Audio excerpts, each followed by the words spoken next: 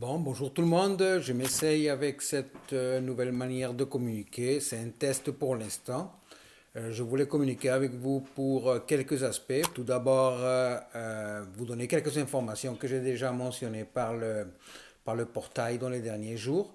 La première chose que nous allons essayer de terminer les différentes séances de la session à distance via éventuellement le portail avec des classes virtuelles. Alors, je vous donnerai l'information dans les prochains jours selon ce que la faculté et la direction de l'ESSAD va déterminer comme meilleur moyen, compte tenu de la quantité de cours qui doivent être déployés éventuellement à distance. Alors pour nous, à court terme, l'information primordiale, la première, associée aux présentations orales. Le plan de marche est maintenu, c'est-à-dire que vous continuez à préparer vos présentations orales qui devront être présentées pour le 30 entre le 6 avril comme prévu. Mais à très court terme, le plus important, c'est que on se rencontre en équipe. Alors les équipes qui m'ont contacté ont déjà des dates de rencontres que nous faisons par Skype. Pour les équipes qui ne m'ont pas encore contacté, surtout celles dont la présentation est le 30 mars, contactez-moi s'il vous plaît le plus rapidement possible pour céduler une date de rencontre. Ce sont des rencontres d'environ une demi-heure avec chacune des équipes. Et pour les équipes qui ont déjà fait les rencontres, qui ont déjà établi les dates des rencontres avec moi, n'oubliez pas, pour ceux qui ne l'ont pas fait, individuellement, de m'envoyer votre pseudo Skype. Donc, on va fonctionner de cette manière-là.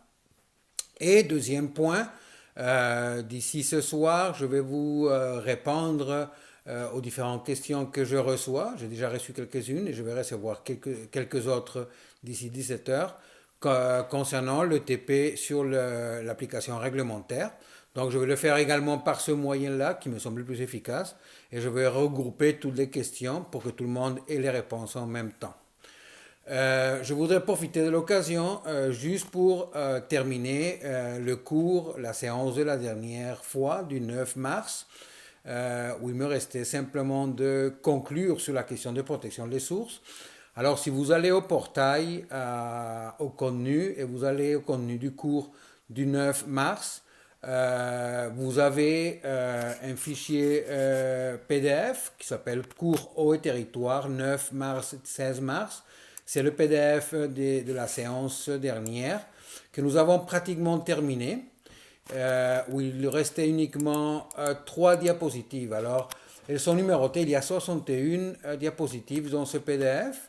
Alors, on va simplement aller à la diapositive numéro 58,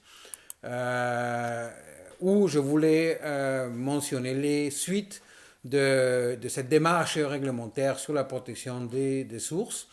Et en fait, je voulais répéter le fait que le RPEP et la démarche que vous faites dans le cadre de l'exercice est une première étape qui permet d'évaluer la situation particulière de chaque source d'eau potable municipale et que permet donc à la fin de la démarche d'évaluer les risques associés aux activités anthropiques